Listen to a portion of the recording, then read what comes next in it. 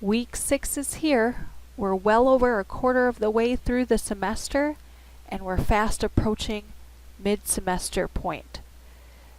I wanted to take a couple of moments to walk you through our next lesson, Lesson 6, which involves nonverbal communication as well as your deliberative dialogue.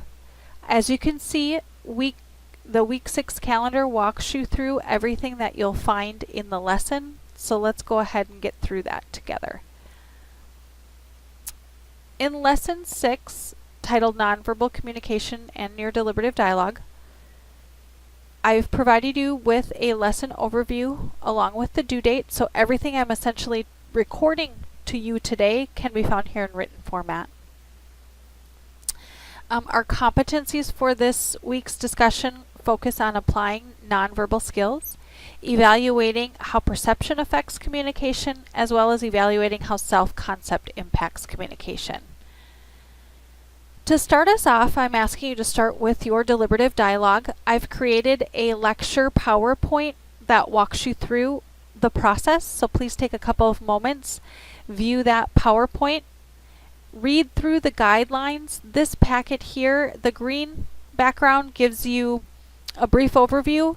The gray box provides you with details of the actual assignment, so please make sure that you open the gray box so you can have access to the entire assignment. It gives you the project overview, how to create your statement, what you want to do with your statement. So in this case, you'll be recording yourself reading the statement. You'll upload the recording to YouTube, and then you'll copy and paste the YouTube link into the discussion board and then reply to at least 2 other classmates.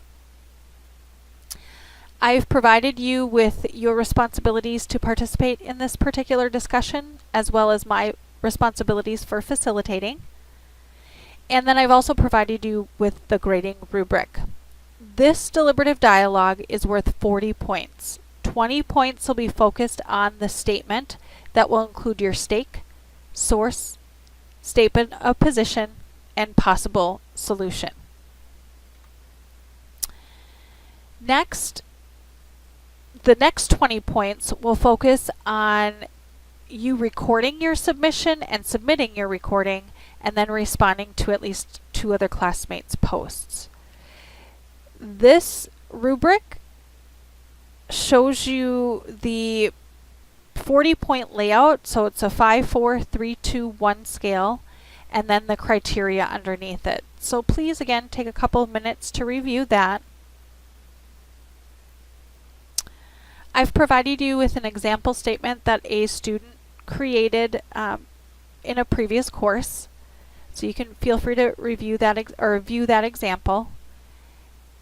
I've provided you with updated recording guidelines. We no longer have the CVTC recording booth. It's in transition due to all the construction. So in the meantime, I'm just going to have the guidelines focus on YouTube recordings, and so you can click on those self-recording guidelines and follow those accordingly, like you have been doing wonderfully all semester long. And then you will upload your deliberative dialogue to the deliberative dialogue discussion, and this is a reminder, when I formally open up the assignment, the gray box will be here to click on the discussion, and it will take you automatically to that place.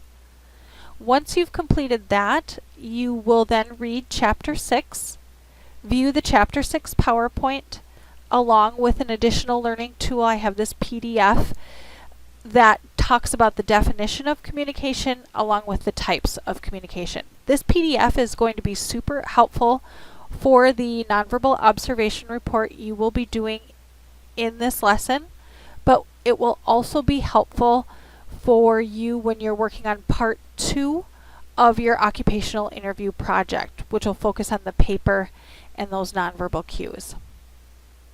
The nonverbal observation report assignment, I'll just open up the file here.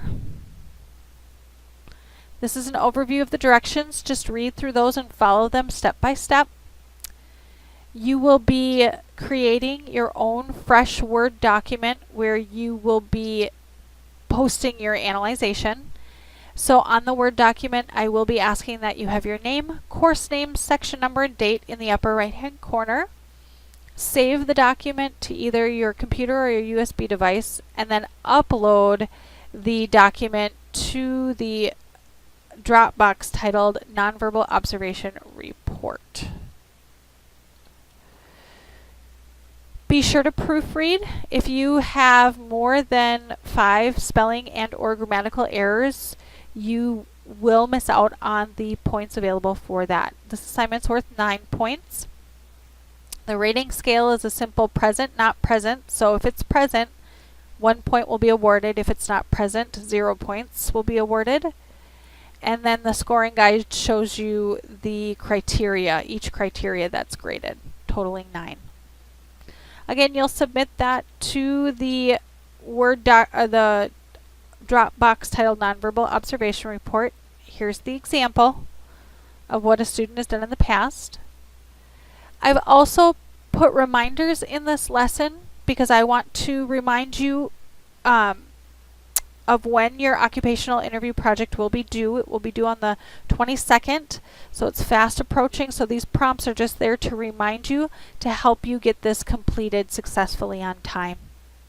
This week you want to focus on setting up a day and a time for the interview to take place. I will be responding to the information you gave me in a previous Dropbox that identified who you will be interviewing. So if you were an individual that was having issues, I will be giving you information and trying to reach out to you through Dropbox and email, so please be checking those. And then lastly, in this lesson, you'll complete a Chapter 6 quiz. This quiz is like all the others, 10 questions, 5 questions multiple choice, 5 questions true and false. You are allowed to take this multiple times up until the due date or until you reach a 100, whatever comes first. Posted some reminders in the lesson for you, and then just a little hurrah, you've completed the lesson. Way to go, you're a rock star. As you work through these assignments, please let me know if you have any questions. You can email, call, or stop by. I'm here to help. I just ask that you reach out to me in plenty of time for you to complete your assignments on or before the due date. All right? It's very difficult if I receive an email at 10 o'clock on Sunday night. Chances are I'm getting ready for bed because I like sleep. So if you email me at 10, I won't get it till the next day, and then the due date will have come and gone. Thank you so much, folks.